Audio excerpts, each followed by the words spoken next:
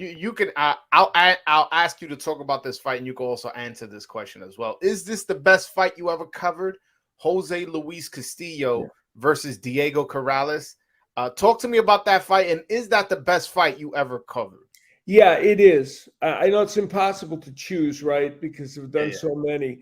So you would think it would be really, really hard. But I'll tell you, every time I think about it, I don't mind answering the question that way, because it wasn't just that there were so many elements. It was fought skillfully. It was fought with amazing courage and guts. It had many, many surprising elements to it, including a dramatic finish.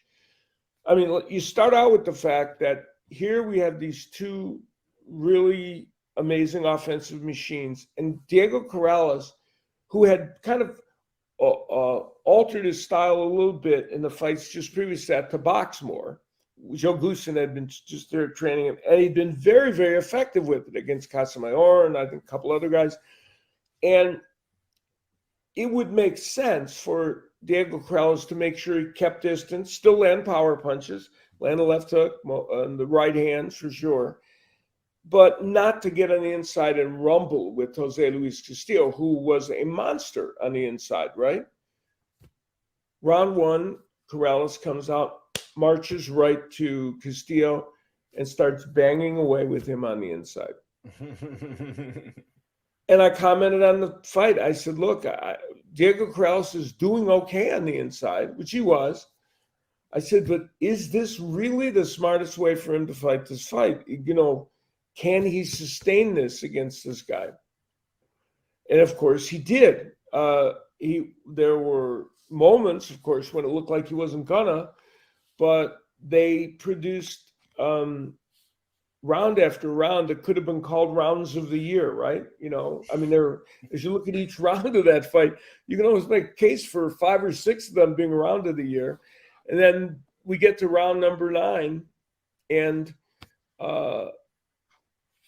Corrales sent down twice, had the presence of mind to spit his mouthpiece out, which gained him a little extra time, even though Tony Weeks, I guess it was going to take a point away from it. So by the time that round would have ended with the 2 knockdowns and the point deduction, Diego Corrales would have been in a position where he had to win by knockout, right?